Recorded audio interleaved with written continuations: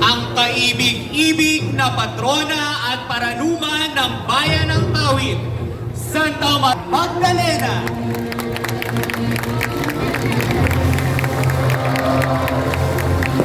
Sa kanyang presensya, mga kapatid, tayo'y muling pinapalakas at binibigyan ng pag-asa.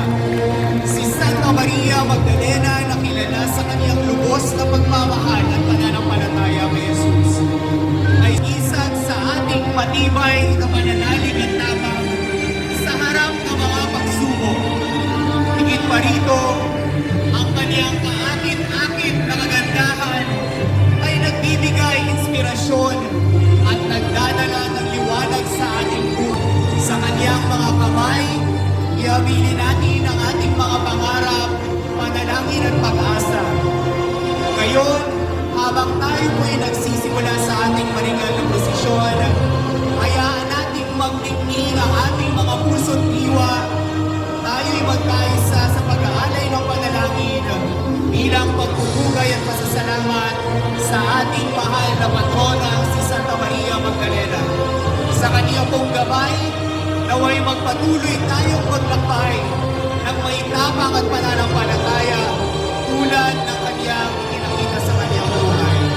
Higit po sa lahat, ipagdiwang natin ang ating pagkakaisa bilang isang komunidad na pinapatatag ng ating isang paniniwala at debosyon.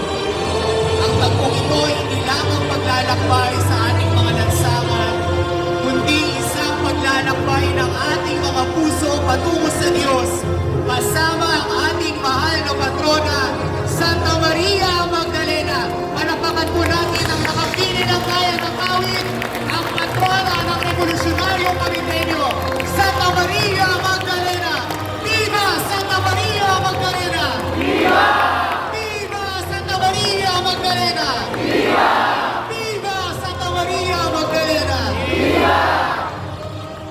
At sa tampong ito po, ay atin na pong formal na gaganapin ang maringal na prosesyon sa karangalan po ng ating mahal na patrona, Santa Maria Magdalena.